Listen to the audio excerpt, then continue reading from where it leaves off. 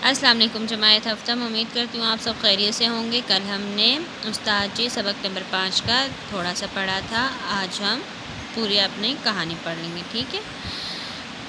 چند روز بعد وقاص اسکول سے ایسے بھاگا کہ پھر کبھی لوٹ کر واپس نہ آیا۔ وہ اپنے باپ کے ساتھ مزدوری کرنے لگا، کتابوں کی جگہ اینٹوں نے لے لی تھی۔ زمانے کے دھکوں نے اسے دھوپ اور چھاؤں کا فرق سمجھا دیا تھا، اور اب وقاص کو یہ بزرگ آدمی ملا تھا۔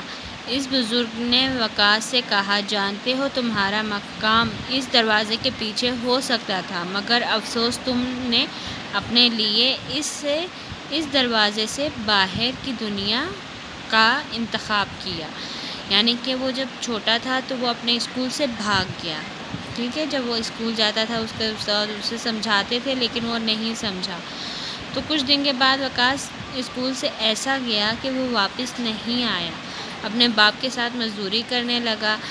جن دنوں اس نے پڑھنا تھا، یعنی کہ اس کے ہاتھ میں کتابیں ہونی چاہیے تھی، ان دنوں اس کے یعنی کہ کتابوں کی جگہ اینٹوں نے لے لی کہ وہ مزدوری کرنے لگا۔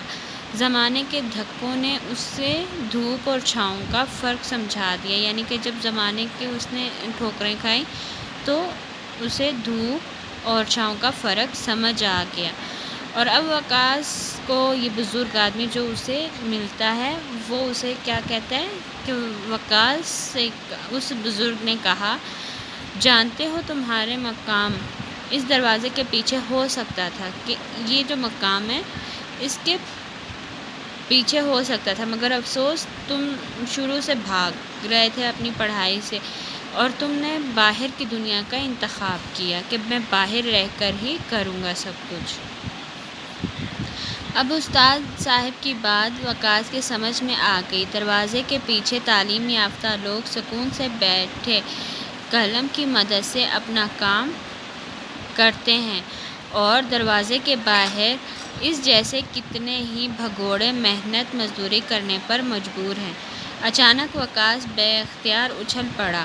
یادوں کی لہر پر بہتے ہوئے اس بزرگ کی صورت اس کے دماغ میں نمایاں ہو گئی تھی۔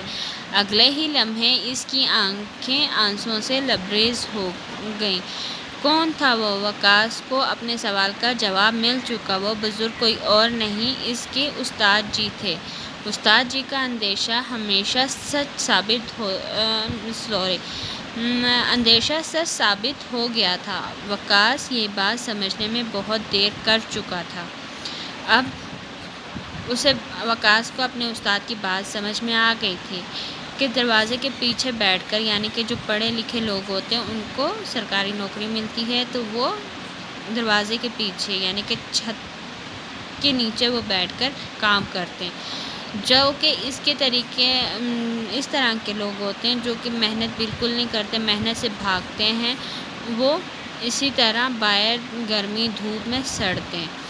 تو وقاص بے اختیار یعنی کہ اچھل پڑا، باندھ کی جو چارپائی تھی اس پر بیٹھ گیا۔ یادوں کی لہر پر بہتے ہوئے اس بزرگ کی صورت اس کے دماغ میں نمایاں ہو گئی کہ یہ کون تھے۔ اگلے ہی لمحے اس کی آنکھیں آنسوؤں سے بھر گئیں۔ وہ کون تھا وہ؟ وقاص کو اپنے سوال کا جواب مل گیا تھا۔ وہ بزرگ کوئی اور نہیں، اسی کے استاد جی تھے۔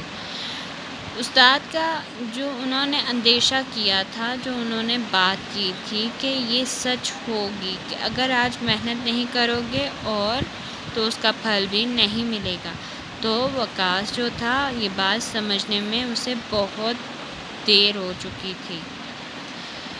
تو امید کرتی ہوں کہ آپ لوگ بھی اپنی محنت اچھے طریقے سے کریں گے بچوں، اور یہ سبق پڑھنے کے بعد اپنا بہت سارا خیال رکھیے گا۔ اللہ حافظ۔